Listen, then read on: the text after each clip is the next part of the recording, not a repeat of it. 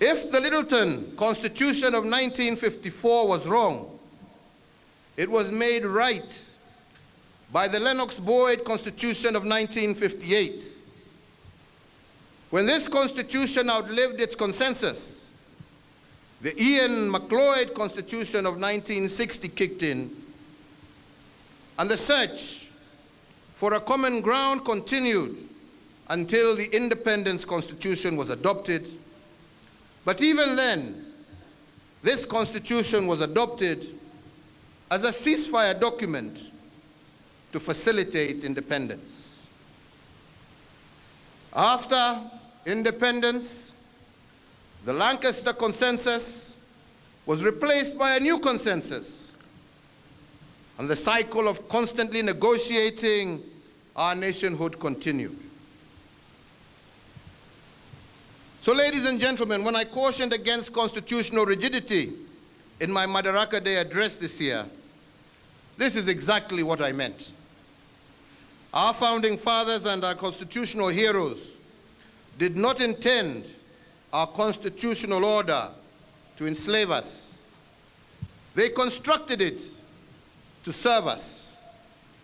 And when it ceased to serve us, we are meant to borrow from the examples of our founding fathers and rethink it.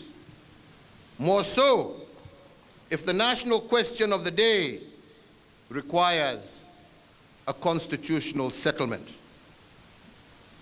Fellow Kenyans, our country is staring at a constitutional moment. And the national question goes back to the advent of our multi-party system. For indeed, it was after the reintroduction of political pluralism in 1992 that negative politics began to dominate our national arena.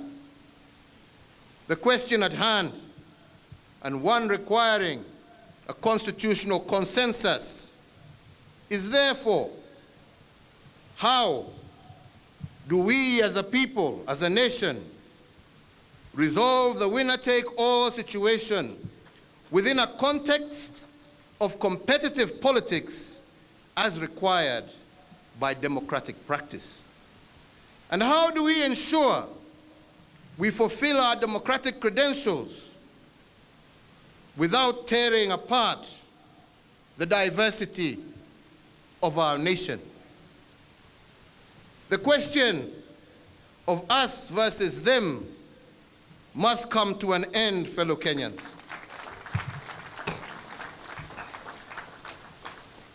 And as we exercise our democratic rights, it must never again be at the expense of our diversity. The cardinal principle must always be our unity in diversity.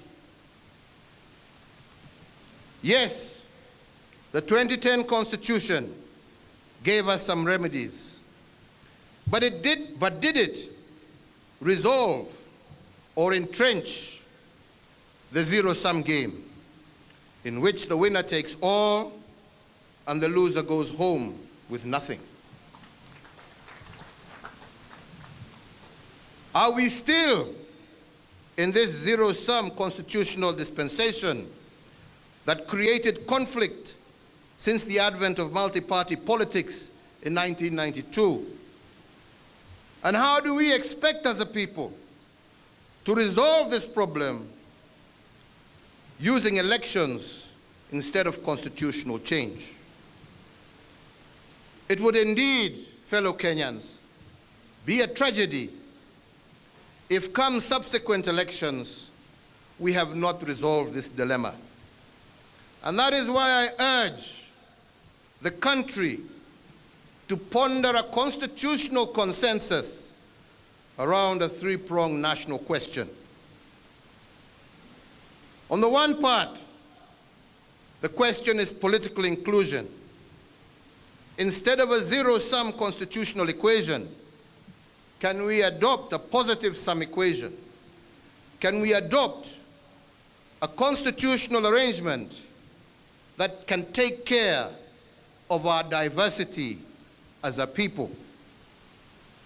And on this, fellow Kenyans, we should not give my suggestion the parochial interpretation of creating positions for individuals.